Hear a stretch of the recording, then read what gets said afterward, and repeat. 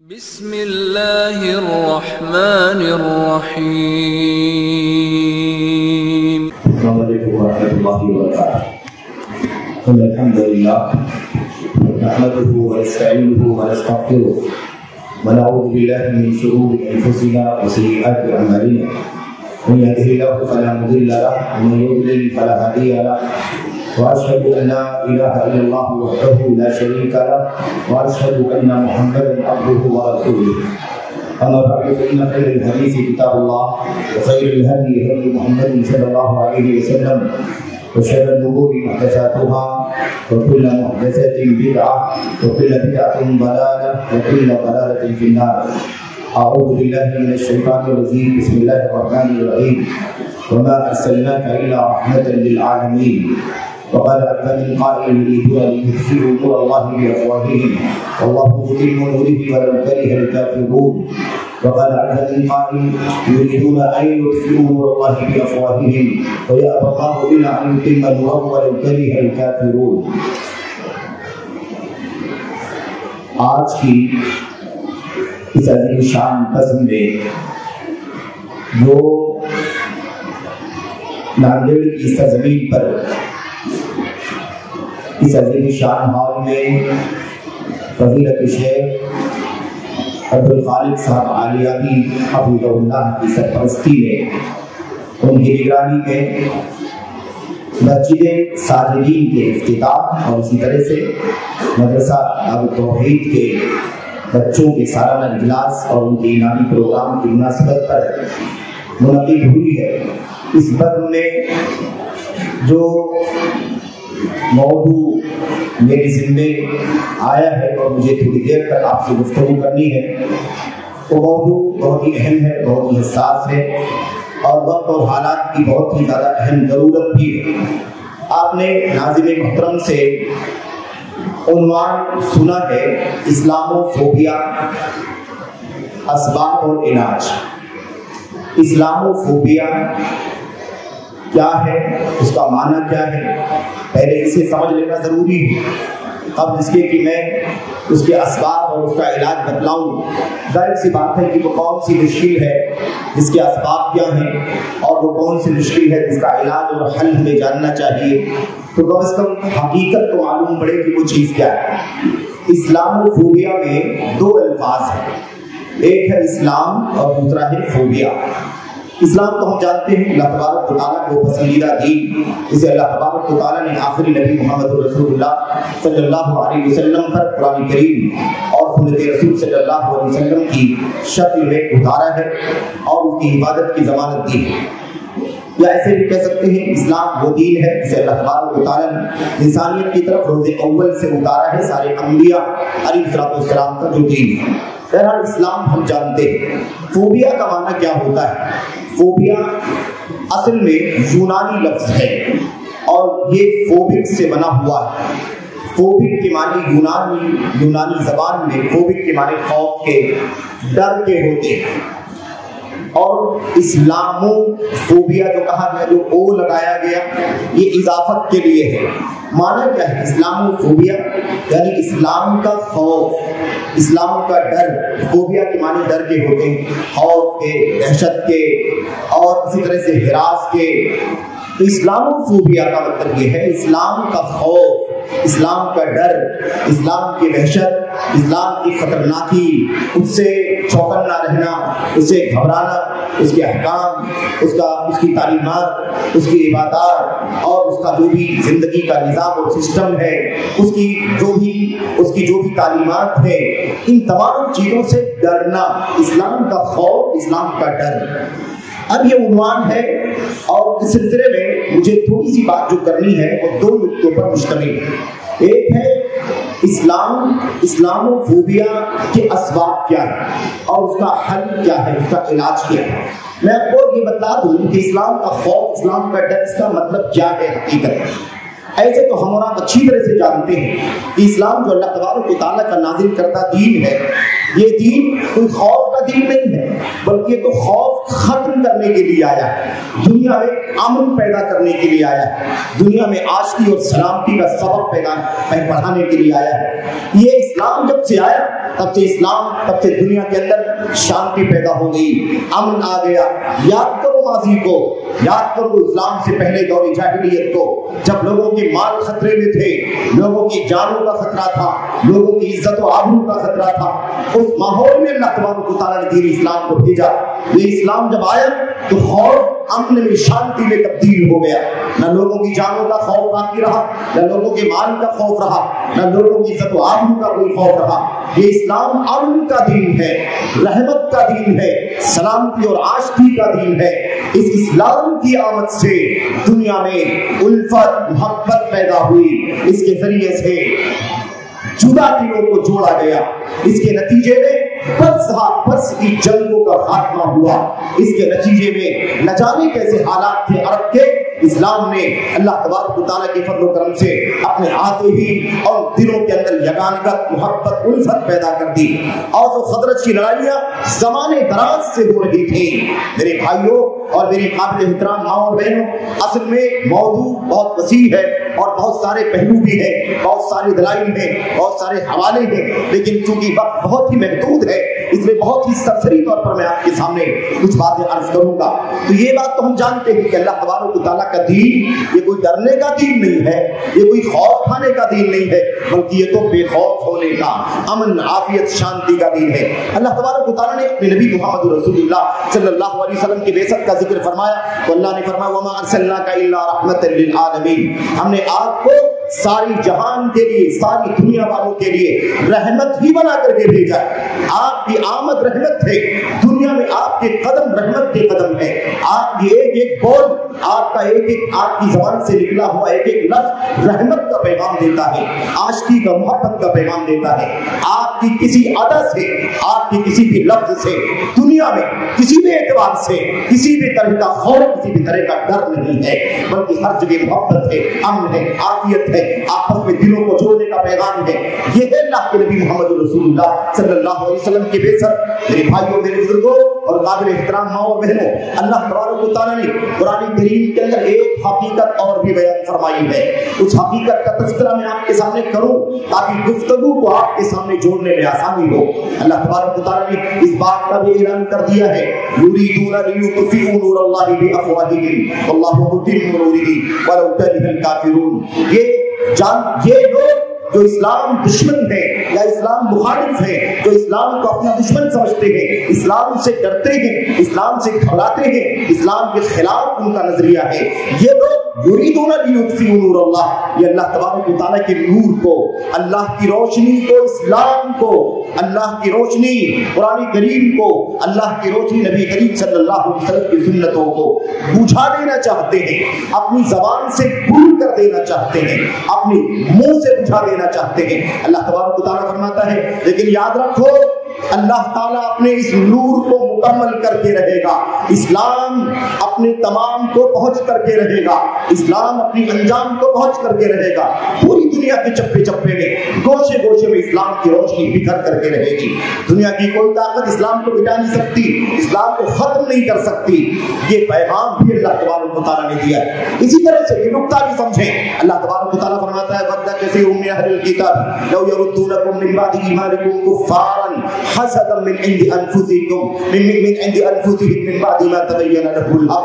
اللہ تبارک و تعالیٰ فرماتا ہے بہت سارے یہود، بہت سارے نصارہ، یہود نصارہ اہل کتاب، ان کی چاہت ہے، ان کی دلی تمنا ہے کہ وہ تمہیں اپنے دین اسلام سے مرتد کر دے، تمہیں دوبارہ کفر میں داخل کر دے، تمہیں کفار بنا دے، تمہیں ایمان سے، اسلام سے برگشتہ کر کے پھر سے تمہیں کفر کی راہ پر ڈال دے۔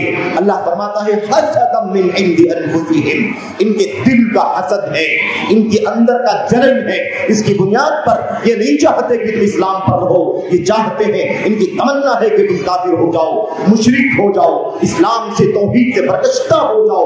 یہ اللہ تبارک و تعالیٰ فرماتا ہے ان کی نیتیں یہ ہیں، ان کی چاہت یہ ہے، ان کی تمنا یہ ہے۔ میرے بھائیوں میرے بزرگوں، میری قابل احترام ماں اور بہنوں، ہم اس بات کو اچھی طرح سے جانتے ہیں، اسلام کے سلسلے میں لوگوں کی یہ نظریات، یہ کفار، یہ مشرکین، یہ یہود و نصارہ اور یہ اسلام مخالف سارے نظریات رکھنے والے، ان کی چاہت ہے کہ اسلام ختم ہو جائے، اسلام کے نام لیوا ختم ہو جائے۔ اسلام ڈراؤنا مذہب ہے، مسلمان ڈراؤنے لوگ ہیں، خوفناک لوگ ہیں۔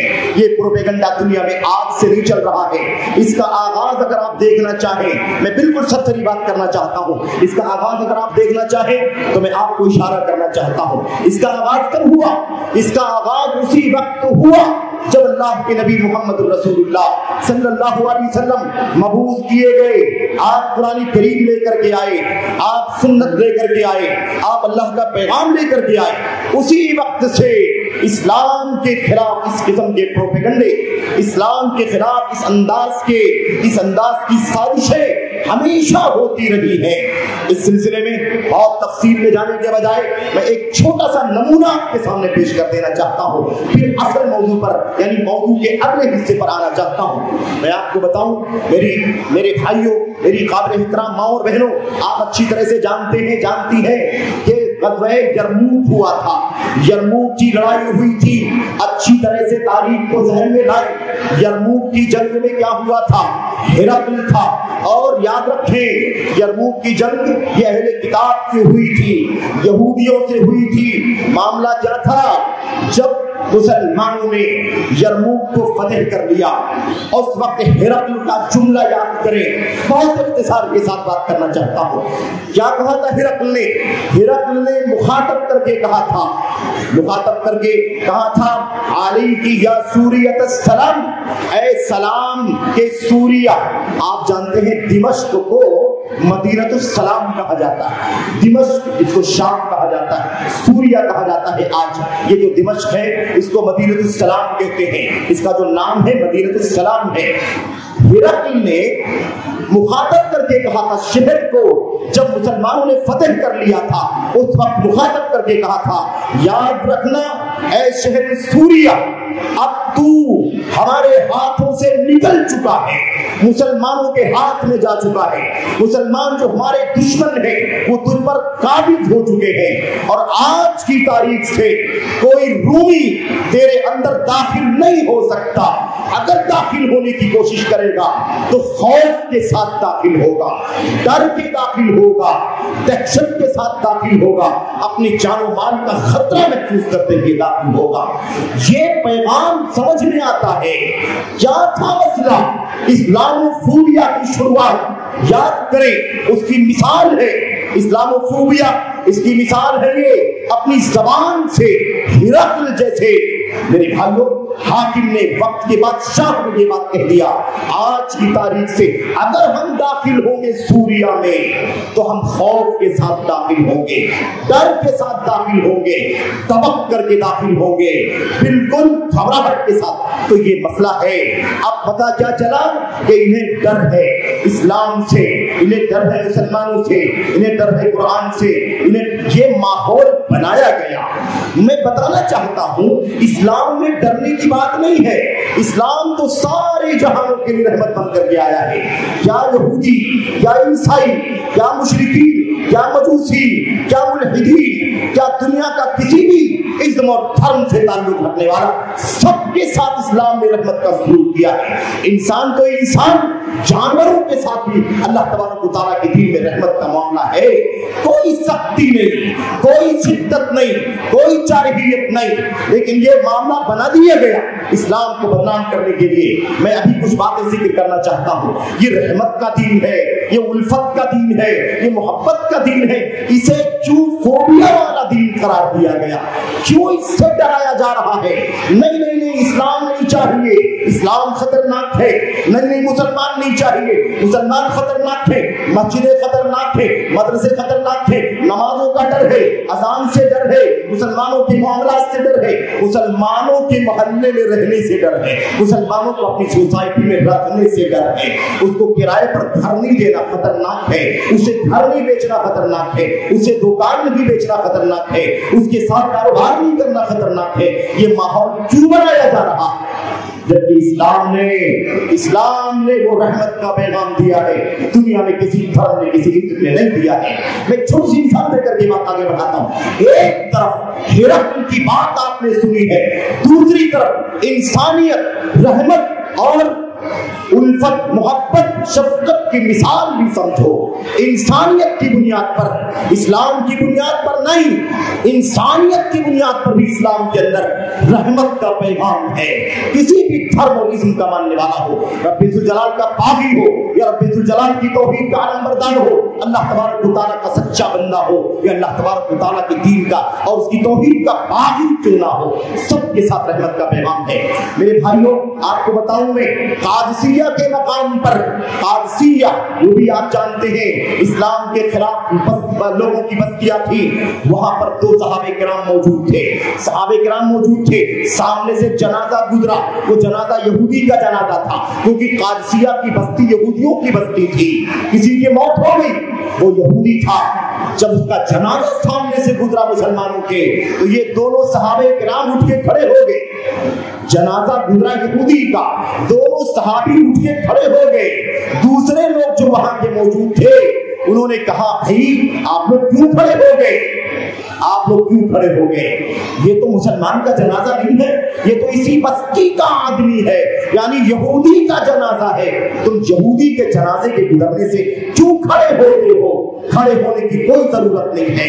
اور دونوں صحابہ نے کہا نہیں ایسی کوئی بات تو نہیں ہے۔ اس کے بعد انہوں نے نبی کریم صلی اللہ علیہ وسلم کے دور رسالت کی مثال پیش کی، کہا وہ وقت ہمیں یاد ہے جب نبی کریم صلی اللہ علیہ وسلم کے سامنے ہم موجود تھے، آپ کے سامنے سے بھی ایک یہودی کا جنازہ گزرا تھا، آپ بھی اٹھ کر کے کھڑے ہو گئے تھے، جب یہودی کا جنازہ گزرا تھا تو آپ اٹھ کے کھڑے ہو گئے تھے، ہم نے بھی اللہ کے نبی سے کہا تھا یا رسول اللہ انہا جنازۃ یہودی، اے اللہ کے نبی یہ تو یہودی کا جنازہ ہے، آپ کیوں کھڑے ہو رہے ہیں یہودی کے جنازے کے لیے؟ اللہ کے نبی علیہ السلام نے اس وقت جو جواب دیا تھا، جو جملہ تھا نبی کریم صلی اللہ علیہ وسلم کا، وہ عبرت ہے ساری دنیا کے لوگوں کے لیے، مشرق کے لوگ ہو، مغرب کے لوگ ہو، شمال کے، جنوب کے، شروع سے لے کر کے آج تک اور رہتی دنیا تک کے لیے یہ پیغام ہے محمد رسول اللہ صلی اللہ علیہ وسلم کا۔ آپ نے کیا کہا تھا؟ الیست نفسن، میرے ساتھیوں تم کہتے ہو جنازہ یہودی کا ہے، آپ کو کھڑے ہونے کی کیا ضرورت ہے؟ ٹھیک ہے جنازہ یہودی کا ہے، ٹھیک ہے، لیکن کیا یہ جان نہیں ہے؟ جان تو ہے نا، جان نفس ہے، یہ انسان ہے کہ نہیں ہے؟ یہودی کا جنازہ ہے تو کیا ہوا، عیسائی کا جنازہ ہو تو کیا ہوا، مسلمان کا جنازہ ہو تو کیا ہوا، کسی مشرک کا جنازہ ہو تو کیا ہوا، ہے تو وہ انسان، انسان کا جنازہ جا رہا ہے، مجھے اٹھ جانا چاہیے، کیونکہ موت بہرحال موت ہے، اور موت یقیناً ایک مصیبت ہے، کسی کے لیے بھی مصیبت ہو۔ یہ پیغام ہے، ایک طرف یہ پیغام، دوسری طرف یہ فوبیا، اسلام کے خلاف، مسلمانوں کے خلاف فوبیا کا ماحول، ڈرانے کا ماحول، حیرت کا ماحول کیوں ہے؟ یہ میں پیغام آپ کے سامنے پہنچانا چاہتا ہوں، اس کے پیچھے بہت سارے راز ہیں، بہت سارے اسباب ہیں، بہت سارے مسائل ہیں، میں 2-3-4 باتیں ذکر کروں گا بالکل شارٹ میں، بالکل اختصار کے ساتھ آپ کے سامنے یہ باتیں میں عرض کرنا چاہوں گا، اور اس دعا کے ساتھ اللہ تبارک و تعالیٰ سے اور اس درخواست کے ساتھ، اس التجا کے ساتھ بھائیوں سے بھی بہنوں سے بھی کہ اس نقطے کو سمجھو، اسلام سے ڈرانے کا ماحول کیوں بنایا جا رہا، اس کے پیچھے اسباب کیا ہے؟ کئی ایک اسباب ہیں۔ ایک سبب سب سے پہلے نمبر پر تو یہ ہے، سب سے پہلا سبب تو یہ ہے کہ یہ روز اول سے شروع سے ہی تاریخ اسلام کے ساتھ ساتھ جب سے اسلام آیا ہے تب سے یہ نظریہ چلتا ہے، کیوں؟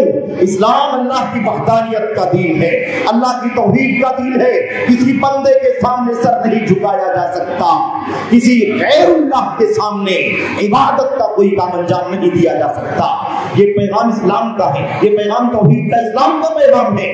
اس سے روز ازل سے، آغاز سے لوگوں کو نفرت ہے۔ مشرکین مکہ نے کہا تھا یہ کیا بات ہو گئی، ہمارے باپ دادا لات منات عزا کی ہبل کی پوجا کیا کرتے تھے، یہ کیا نیا طریقہ نکال لیا آپ نے، کیا نیا طریقہ نکال لیا، ایک اللہ کی عبادت ہوگی؟ ہمارے باپ دادا نہ جانے کتنوں کی عبادت کیا کرتے تھے، یہ تو ہمیں تسلیم نہیں ہے۔ تو شروع سے ہی یاد رکھو ایک فکری مسئلہ ہے، ایک جنرل مسئلہ ہے، ایک کامن مسئلہ ہے، اسلام کے خلاف غیر اسلام، کفر، شرک، بدعت، کفر، شرک، یہودیت، عیسائیت، الحاد، تحریت، یہ ہمیشہ سے مخالف رہے۔ اس لیے ایک بات تو اپنی جگہ پر طے ہے کہ مخالفت تو رہے گی، لیکن مسئلہ دوسرا کیا ہے؟ دوسرا مسئلہ یہ ہے میرے بھائیوں کہ اسلام جب دنیا میں آیا تب تو اجنبی تھا، اکیلا تھا، کوئی اس کا چاہنے والا نہیں، کوئی اسے اپنانے والا نہیں، اکیلے ایک نبی محمد رسول اللہ صلی اللہ علیہ وسلم اس اسلام کے علمبردار تھے۔ لیکن دیکھتے ہی دیکھتے 23 سالہ دور نبوت کے اندر دنیا کے چپے چپے میں اسلام پھیل گیا، دنیا کے چپے چپے میں اسلام پھیل گیا۔ آگے بڑھے خلافت راشدہ میں بہت دور تک فتوحات کا سلسلہ چل گیا، اور آگے بڑھو میرے بھائیوں، گزرتے گزرتے یہ سارے علاقے اندلس فتح کر لیا گیا، افریقہ فتح کر لیا گیا، مصر فتح کر لیا گیا، اور میرے بھائیوں، میرے بزرگوں، قابل احترام ماں اور بہنوں، بہت دور تک اسلامی فتوحات کا سلسلہ چلا گیا۔ جب اسلامی فتوحات کا سلسلہ آگے بڑھا تو اسلام کے مخالفین کے دلوں میں بہت ڈر پیدا ہونے لگا۔ ارے اسلام تو دھیرے دھیرے ساری دنیا کو اپنے قبضے میں لے رہا ہے، اپنی لپیٹ میں لے رہا ہے۔ اس لیے اب یہ پروپیگنڈا شروع کیا گیا، یہ پروپیگنڈا مسلمانوں سے ڈراؤ، اسلام سے ڈراؤ، اسلام سے نفرت پیدا کرنے کا ماحول پیدا کرو، یہ سلسلہ شروع کیا گیا۔ اس حوالے سے میں آپ کے سامنے وہ نمونہ پیش کرنا چاہتا ہوں جو حضرت طفیل بن عمرو دوسی رضی اللہ تعالیٰ عنہ کا ہے۔ اشارہ کروں گا، بس بالکل اختصار کے ساتھ بات کرنا چاہتا ہوں۔ طفیل بن عمرو یمن کے باشندے ہیں، قبیلے دوس کے رہنے والے ہیں۔ ان کو پتا چلا کہ مکہ میں کوئی نبی آیا ہے، انہوں نے سفر کر کے یمن سے مکہ کا سفر کیا، یہاں آئے۔ جیسے ہی مکہ پہنچے، ابھی مکہ کے اندر داخل نہیں ہوئے تھے، مشرکین کی ایک ٹیم آ گئی، مسلمان مشرکین کی ایک ٹیم آ گئی، اور آ کر کے ان سے ملاقات کیا، اور ملاقات کر کے انہیں ڈرایا۔ آپ کہاں جا رہے ہیں؟ مکہ کے اس نبی سے ملاقات کرنے جانا چاہتا ہوں، میں نے سنا ہے کوئی نبی آیا ہے۔ مشرکین نے کہا نہیں، غلط فہمی کا شکار مت ہونا، وہ جادوگر ہے، اس کے پاس جاؤ گے تو جادو کر دے گا، وہ شاعر ہے، اس کی بات ایسی ہے کہ تم سن لو گے تو پھر متاثر ہوئے بغیر نہیں رہو گے، وہ مجنون ہے، پاگل ہے، اس کی بات سن کر کے کیا فائدہ ہے۔ اور جادوگری کی بات، اس کی شاعرانہ کلام کی بات ایسی ہے کہ جو سنتا ہے اس کا دیوانہ ہو جاتا ہے، اس کا گرویدہ ہو جاتا ہے، اس لیے اس کے پاس نہ جانا، خبردار نہیں جانا۔ طفیل بن عمرو نے کہا کہ ٹھیک ہے، اب تو میں کسی بھی صورت میں محمد سے ملاقات نہیں کروں گا۔ بچ بچ کر کے اندر گئے، بلکہ ان کو خطرہ ہوا کہ کہیں کوئی بات میری کان میں ان کی نہ پڑ جائے، تو انہوں نے روئی لی اور اپنے کان کے اندر روئی بھی داخل کر لی کہ ایسا نہ ہو کہ کوئی بات محمد کی میرے کان میں پڑ جائے اور میں پھر بہک جاؤں، گمراہ ہو جاؤں۔ میرے بھائیوں، یہی طریقہ تھا۔ بہرحال وہ چلتے چلتے گئے، جب مکہ پہنچے، مسجد حرام پہنچے، دیکھا کہ محمد نام کے آدمی صلی اللہ علیہ وسلم آپ صحن کعبہ میں نماز پڑھ رہے ہیں، انہوں نے اپنے کان کے اندر روئی ڈال رکھی تھی۔ وہاں کھڑے ہو گئے، باتیں سننے لگے، قرآن کی آیت تلاوت کی نبی کریم صلی اللہ علیہ وسلم نے۔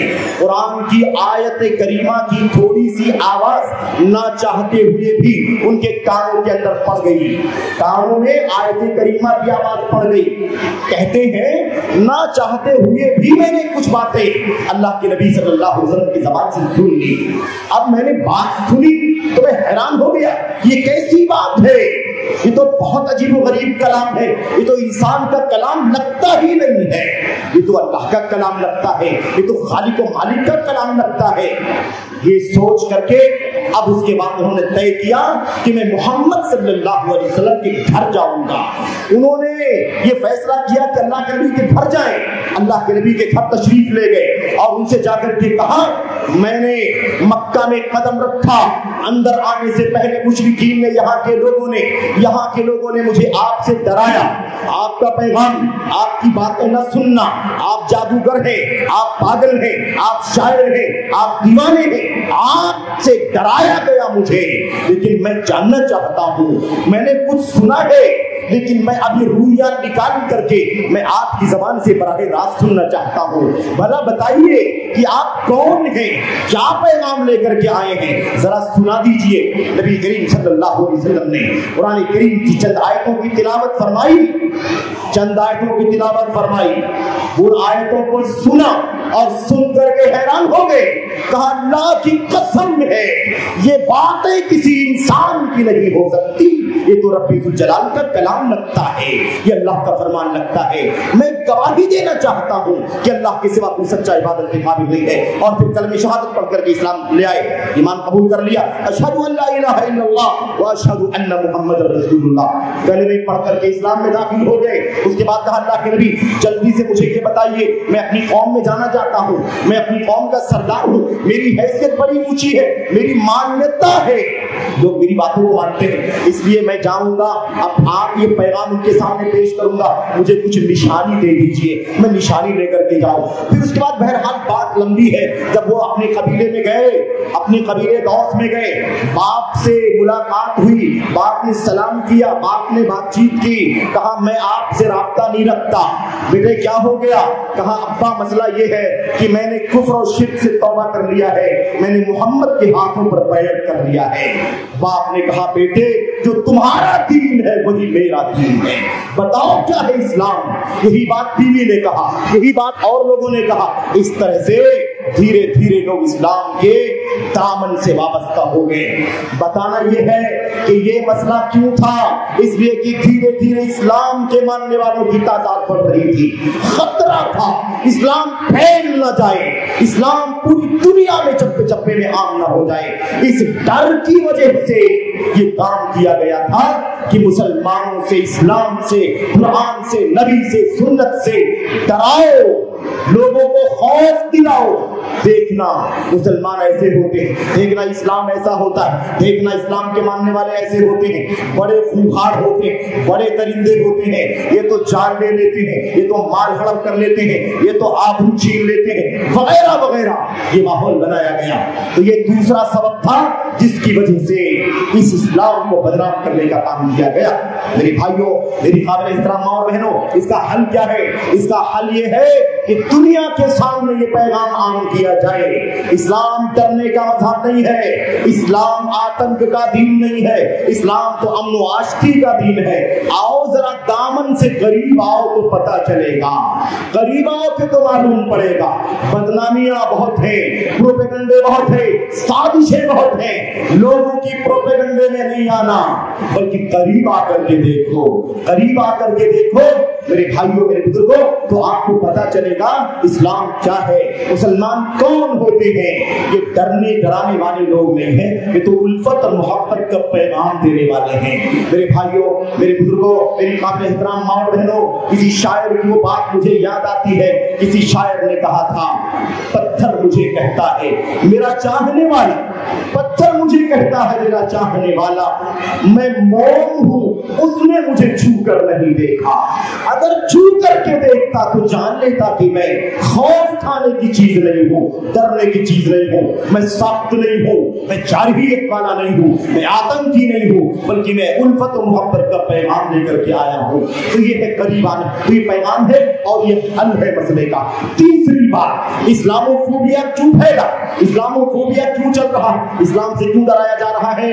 اس کے پیچھے اسلام کے بہت غور سے سننا، یہ باتیں بہت غور سے سننا جو اب میں بولنے جا رہا ہوں. بقیہ جو باتیں ہیں وہ تو آپ پہلے سے بھی جانتے ہیں اور اس پر غور بھی کرتے رہتے ہیں، لیکن میں اب تیسری بات جو بولنے جا رہا ہوں نا میرے بھائیوں اور میری قابل احترام اور بہنوں، میں وہ بولنے جا رہا ہوں کہ تیسری جو وجہ اسلام سے خوف دلانے، ڈرانے چوکنا کرنے کی، وہ اسلام سے نسبت رکھنے والی کچھ ایسی جماعتیں، کچھ ایسی ٹولیاں، کچھ ایسے فرقے، کچھ ایسے دھڑے جو اسلام کا نام لینے والے ہیں اور جہاد کا نام لیتے ہیں، جہاد کا نام لے کر کے، اسلام کا نام لے کر کے اپنی سرگرمی چلاتے ہیں. ان کی سرگرمیوں کی وجہ سے اسلام بدنام ہوا ہے. ان کی حرکتوں کی وجہ سے میرے بھائیوں، میرے بزرگوں اور میری قابل احترام اور بہنوں، ان کی حرکتوں کی وجہ سے اسلام بدنام ہوا اور اسلام کے خلاف غیر مسلم بھائیوں نے اسلام سے ڈرانا شروع کر دیا. یہ دیکھو مسلمانوں کا کیا حال ہے. اور میں اشارہ کر دوں تو کوئی حرج کی بات نہیں ہے، آپ نے بڑے بڑے نام سنے ہوں گے، قرآن کا نام لے کر کے، اسلام کا نام لے کر کے سبحان اللہ، الحمدللہ، انشاءاللہ، ماشاءاللہ کرنے والے لوگ اور چہروں پر داڑھیاں سجی ہوئی، لیکن افسوس انہوں نے اسلام کو بدنام کرنے کا کام کیا. یہ کون ہے؟ یہ خارجی ذہنیت رکھنے والے لوگ، خارجی ذہنیت رکھنے والے لوگ جن کے یہاں علم نہیں ہے، بصیرت نہیں ہے. اب یہ تنظیمیں کون سی ہیں؟ آپ لشکر طیبہ کو لے لیں، آپ القاعدہ کو لے لیں، آپ ابھی ماضی قریب میں بالکل IS داعش کو لے لیں، یا ان کے ہم پیالہ ہم نوالا جو لوگ ہیں ان جماعتوں کو بھی لے لیں، ان شخصیات کو بھی لے لیں جنہوں نے اس کو بڑھاوا دینے میں بڑا کردار ادا کیا ہے. تو جہاد کے نام پر آتنک، جہاد کے نام پر دہشت گردی، جہاد کے نام پر ناحق جان لینا، جہاد کے نام پر ناحق خون بہانا، جہاد کے نام پر مال ہڑپ کرنا، جہاد کے نام پر آبرو سے کھلواڑ کرنا، ان لوگوں کی زیادتیوں کی وجہ سے اسلام فوبیا بڑھا. اور اسی موقع پر وہ بات بھی عرض کر دینا چاہتا ہوں. تو بات یہ ہے، میں نے آپ سے عرض کیا کہ اسلام فوبیا کا معاملہ نیا نہیں ہے، اللہ کے نبی علیہ السلام کی آمد سے شروع ہوا ہے اور اسی وقت سے چل رہا ہے. چلتے چلتے زیادہ تر معاملہ کہاں تھا؟ یہ پوری دنیا میں نہیں تھا اسلام فوبیا، زیادہ تر معاملہ ان ملکوں میں تھا جو یورپ کے ملک کہلاتے ہیں. یورپ کے ممالک، ان ملکوں میں اسلام فوبیا بہت چلتا تھا، لیکن دھیرے دھیرے پوری دنیا میں اسلام فوبیا کا فتنہ آ گیا اور یہ پروپیگنڈا کیا جانے لگا. ہر ایک پروپیگنڈا کرتا ہے اسلام خطرناک ہے، مسلمان خطرناک ہے. لیکن افسوس مسلمانوں، سمجھو جب 9/11 کا حادثہ ہوا تھا ورلڈ ٹریڈ سینٹر کا سن 2001 میں غالباً، اس وقت سے اسلام و فوبیا بہت زیادہ دنیا میں عام ہو گیا. اور آپ سب جانتے ہیں کہ یہ آج سے 20-22 سال پہلے کا واقعہ ہے. وہاں سے یہ فوبیا بہت چلنے لگا، اسلام سے ڈرانا. مسلمان یہ بڑے آتنکی ہوتے ہیں، یہ جان مال کو ضائع کرنے کا کام کرتے ہیں. یہ معاملہ اس وقت سے زیادہ ہو گیا ہے. تو یہ میں عرض کر رہا تھا، تیسرا سبب کیا ہے میرے بھائیوں؟ تیسرا سبب ہے یہ فتنہ، یہ جہاد کے نام پر، اسلام کے نام پر، دعوت کے نام پر، تعلیم کے نام پر اور اسلام کے پیغام کو دنیا میں عام کرنے کے نام پر یہ دہشت گردانہ تنظیمیں، ان تنظیموں نے اسلام کو بدنام کیا. اس کی وجہ سے اسلام و فوبیا کا فتنہ اور تیزی کے ساتھ پھیلایا گیا. تیسری بات. چوتھی بات کیا ہے؟ اور بالکل اختصار کے ساتھ تفصیلات میں نہیں جا رہا، صرف میں گنا رہا ہوں آپ کے سامنے. چوتھی چیز ہے ہم لوگوں کی، ہم اپنوں میں سے بعض کی جہالت، جذباتیت، ایموشن، عاطفہ، دین سے بیزاری، دین سے ناواقفیت، اس نتیجے میں نہ جانے کیا کیا ہوتا ہے. اس کی وجہ سے بھی اسلام فوبیا کا میرے بھائیوں چرن زیادہ عام ہوتا ہے، زیادہ پھیلتا ہے اسلام فوبیا. میں آپ کو مثال دینا چاہتا ہوں. آپ دیکھتے ہوں گے حادثات ہو جاتے ہیں، کبھی جان کے حادثات، کبھی مال کے حادثات. میرے بھائیوں اسلام اور کفر کا ٹکراؤ، جھگڑا اور آپس کی رساکشی یہ تو بہت پہلے سے چل رہی ہے. تو ٹکراؤ تو چلے گا ہی، لیکن آپ نے دیکھا ہوگا کوئی نعرہ لگاتا ہے جس نے ایسا کیا تو سر تن سے جدا، ایسا اگر کسی نے کیا تو سر تن سے جدا کر دیں گے، اور کوئی سر تن سے جدا کرنے کا کام کر دیتا ہے، اس سے اسلاموفوبیا بڑھتا ہے، اس سے اسلام سے نفرت پیدا ہوتی ہے۔ یہ کوئی تعلیم نہیں ہے دین اسلام کی، یہ دین اسلام کا کوئی پیغام نہیں ہے، اس کی کوئی اجازت نہیں ہے دین اسلام کے اندر۔ میرے بھائیوں، میرے بزرگوں، یاد رکھو ایسی حرکتیں کرنا، یا مثال کے طور پر ابھی آپ نے دیکھا ہوگا کچھ دنوں پیشتر ایک شخص مرتد ہو گیا۔ مرتد پہلے سے بھی بدعقیدہ ہی تھا، لیکن سر عام دنیا کے سامنے اعلان کر کے کفر میں داخل ہو گیا، مرتد ہو گیا، اور اس نے اعلان کیا قرآن کریم کے اندر 26 آیتیں وائلنس پھیلاتی ہے، دہشت گردی کی تعلیم دیتی ہے، جان و مال کو ضائع کرنے کی تعلیم دیتی ہے، جہاد کی آیتیں ہیں 26، اس کو نکال دینا چاہیے۔ میرے بھائیوں، کہنے والوں نے کہا، اعتراض کرنے والے ہر دور میں رہے، قرآن کے خلاف پروپیگنڈا کرنے والے ہر زمانے میں رہے ہیں، کوئی پہلا آدمی نہیں تھا یہ، لیکن لوگوں نے کیا کہا، اس کو مار ڈالا جائے، اس کا جنازہ نکال دیا جائے، اس کے ٹکڑے کر دیے جائیں۔ اس طرح کا ماحول بنانے سے اسلام کی چھوی بگڑتی ہے، مسلمانوں، اسلام کی چھوی خراب ہوتی ہے، اس لیے اس طرح کی حرکت نہیں ہونی چاہیے۔ تو کچھ لوگوں کے اپنوں کی جہالت کے نتیجے میں، ان کے ایموشن کے نتیجے میں یہ کام ہوتا ہے۔ تیسری، چوتھی، پانچویں بات یہ ہے کہ اسلام کے مخالفین جتنے ہیں، یہود، نصارہ، ایسے مشرکین، ملحدین، دہریہ، آگ کی پوجا کرنے والے، یہ سارے کے سارے اسلام سے ناواقف ہے، اسلام سے نابلد ہے، کہ اسلام نہیں جانتے، اسلام کی تعلیمات نہیں جانتے، اسلام کا پیغام نہیں جانتے، اس لیے بھی بہت زیادہ فوبیا پھیلتا ہے۔ ہمارا کام یہ ہے کہ ہم اس کو اسلام کی صحیح تعلیمات سے روشناس کرائیں، اسلام کا تعارف کرائیں، اسلام کے محاسن گنوائیں، اسلام کی خوبیاں ان کے سامنے رکھیں، تب جا کر کے اسلام سے قریب آئیں گے۔ جب تک ہم اپنے اسلام کی سچائیاں اور کی خوبیاں نہیں بیان کریں گے، تب تک یہ اسلام سے قریب نہیں آئیں گے۔ اسلام نہیں جانتے، جانیں گے تو قریب آئیں گے۔ آج مثال کے طور پر لوگوں کو نمازوں سے خطرہ ہے، لوگوں کو اذان سے خطرہ ہے، لوگوں کی، میری ماں بہنوں کے حجاب سے خطرہ ہے، طلاق کے نظام سے خطرہ ہے۔ یہ سارے مسائل کیوں پیدا ہوئے؟ اس لیے کہ ہم نے صحیح معنوں میں اسلام کا تعارف نہیں کرایا، اسلامی احکام کا تعارف نہیں کرایا۔ چوری کرنے والے کا ہاتھ کاٹا جاتا ہے، قاتل کو قتل کر دیا جاتا ہے اسلامی نظام کے مطابق، زناکار کو کوڑے لگائے جاتے ہیں، شادی شدہ ہو تو رجم کر دیا جاتا ہے، شراب پینے والے کو 40 کوڑے لگائے جاتے ہیں، تہمت لگانے والے کو 80 کوڑے لگائے جاتے ہیں، وغیرہ۔ یہ ساری تعلیمات ہیں، اس کو دہشت گردی کا نام دیتے ہیں، کیونکہ وہ نہیں جانتے اسلامی تعلیمات کی حکمتیں کیا ہیں۔ چوری کرنے والے کا ہاتھ کاٹنے کا حکم جو ہے، اس کے اندر فائدے کیا ہیں، منفعتیں کیا ہیں، مصلحتیں کیا ہیں، اس کا نتیجہ سماج پر کیا آئے گا۔ 3 طلاق کا جو شریعت کا نظام ہے، سنت کا، اس کے فائدے کیا ہیں، حجاب کی برکتیں کیا ہیں، طلاق، اور ایسے ہی جو نظام ہے پورا اسلام کا، اس کا پیغام ہم کھول کر کے دنیا کے سامنے نہیں بیان کر پاتے۔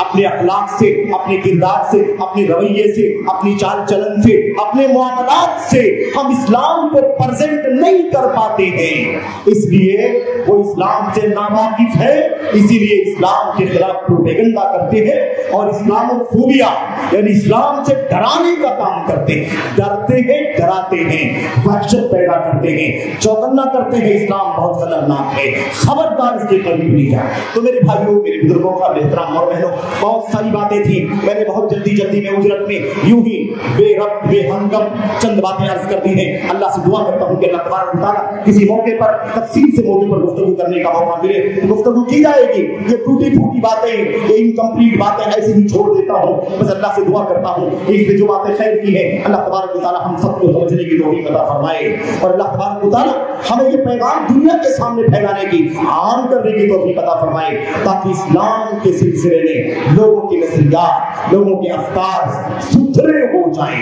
اسلام سے نفرت کرنے کے بجائے محبت کرنا شروع کر دیں، اس سے دوری اختیار کرنے کے بجائے قریب آنے کا فیصلہ کریں۔ اللہ تبارک و تعالیٰ ہمیں اور آپ کو اس کی توفیق عطا فرمائے، آمین یا رب العالمین۔ تمام لوگوں کے شکریہ کے ساتھ اپنی گفتگو کا خاتمہ کرتا ہوں، وآخر دعوانا ان الحمد للہ رب العالمین، والصلاۃ والسلام علی نبینا محمد وعلی آلہ وصحبہ اجمعین۔ السلام علیکم ورحمۃ اللہ۔